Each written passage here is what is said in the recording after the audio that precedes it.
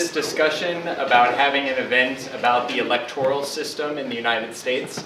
As Leon said, it was perfect to match it up with Super Tuesday. Today, as you may know, and as we'll talk about a little bit later, is one of the most important days in the electoral cycle for the nominations for president in the United States. Now, what does that mean to break things down for you who may not be as close followers of the United States elections as some of us are in the United States?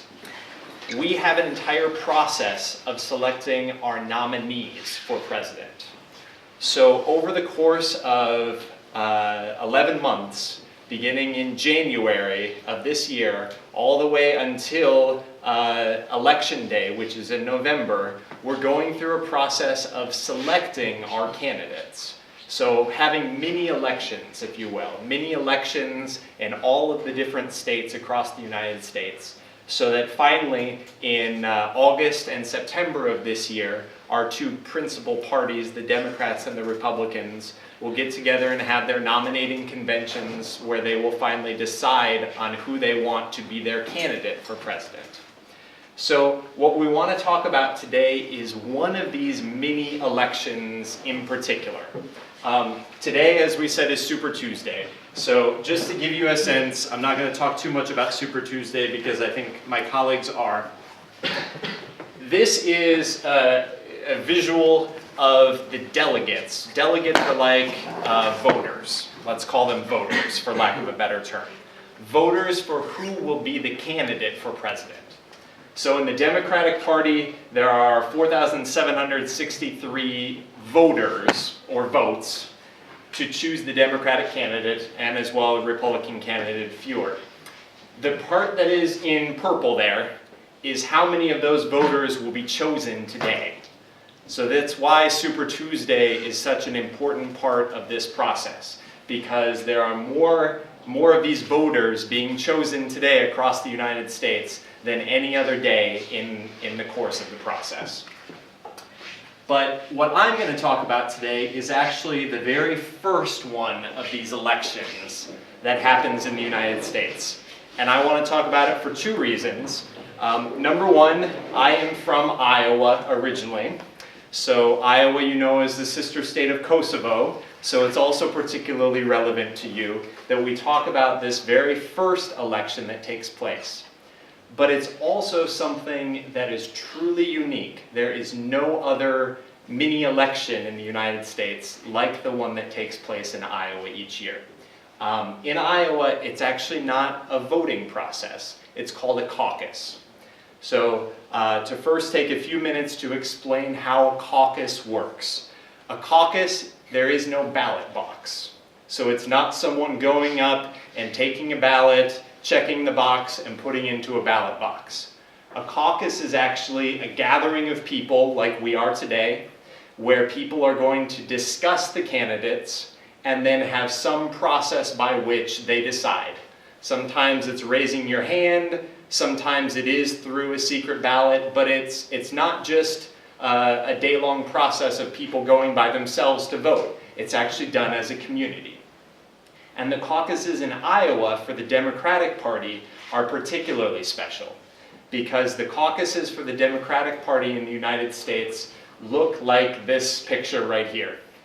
All across the state of Iowa, people gather in a circle like this, which is why we're in the circle today at the American Corner, and they discuss the candidates and their issues. And then everybody will stand up, and we're going to do this today, and somebody will present each of the candidates, and then you all will disperse and decide who you would like to support in the election. Now, there's one particular thing that makes this very interesting, because in the state of Iowa, there's a minimum number that each candidate has to have in order to be called viable. So for the purposes of today, I think we had 18 people in the room that I counted who are participating in this mini caucus today. So we're going to say that a candidate has to have 4 people in their group in order to be considered viable. So you'll see as this occurs today, just as it occurs every year in Iowa, when you have many candidates, like the Republican Party this year, for instance. In Iowa, there were more than 8 Republicans who were a part of this process at the very beginning of the caucus. So in order to get that minimum number of 4 people, it took multiple rounds of this dividing. And in between each round, there's a discussion where people get to convince you why you should join their side. So I like to call this true democracy in action. This is fundamental community democracy like existed back in ancient Greece in some ways. It's not voting through the ballot box, but it's actually a community of people coming together to form a consensus of who they would like to support. So we're going to do an exercise today to start this off, and we're going to simulate the Iowa caucus with all of you, and we're going to be selecting from the American corner here in Pristina who we would like to support for President of the United States. So, to start this in an interesting way, I want to make sure that we have some discussion. So, I'm going to take 2 of our candidates and save them until later. But we're going to start off with Donald Trump, Marco Rubio, Ted Cruz, Ben Carson, and John Kasich. So, if you haven't been following our elections for president, these are the Republican candidates that are still in the race today. So we're going to start with these candidates, and then once we've divided our groups, we're going to throw in the 2 Democrats that are still in the race so that we can have a little bit more of a lively discussion.